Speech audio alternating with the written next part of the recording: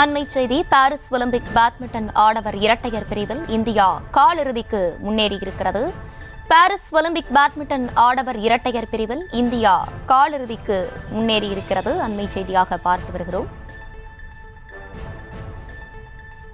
Paris Olympic badminton ஆடவர் இரட்டையர் பிரிவில் இந்தியா காலிறுதிக்கு முன்னேறியிருக்கிறது.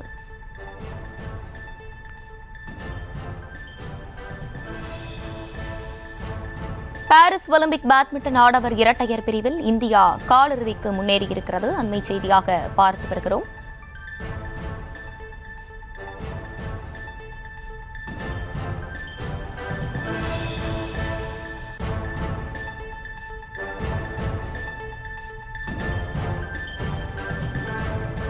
பாரிஸ் ஒலிம்பிக் பேட்மிண்டன் ஆடவர் இரட்டையர் பிரிவில் இந்தியா காலிறுதிக்கு முன்னேறியிருக்கிறது. அண்மை செய்தியாக பார்த்து வருகிறோம்.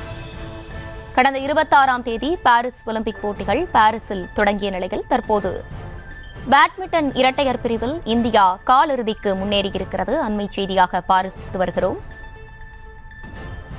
பாரிஸ் ஒலிம்பிக் பேட்மிண்டன் ஆடவர் இரட்டையர் பிரிவில் இந்தியா காலிறுதிக்கு முன்னேறியிருக்கிறது.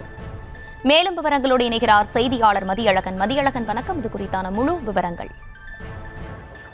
பாரிஸில் நடைபெற்று வரக்கூடிய ஒலிம்பிக் தொடரின் பேட்மிண்டன் ஆடவர் இரட்டையர் பிரிவில் இந்திய வீரர்கள் காலிறுதி சுற்றுக்கு தகுதி பெற்று இருக்கிறார்கள்.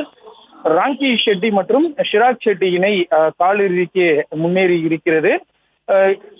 இன்று நடைபெற்ற போட்டியில் வெற்றி பெற்ற நிலையில் இந்திய வீரர்கள் அடுத்த சுற்றுக்கு தகுதி பெற்று இருக்கிறார்கள். காலிறுதியில் வென்று அடுத்த சுற்றுக்கு தகுதி பெறும் பட்சத்தில் பதக்கம் என்பது உறுதி செய்யப்படும். அது என்ன பதக்கமாக இருந்தாலும் ஒரு பதக்கம் உறுதி செய்யப்படக்கூடிய சூழலில் தற்பொழுது இந்திய அணி காலிறுதிக்கு முன்னேறி இருக்கிறது.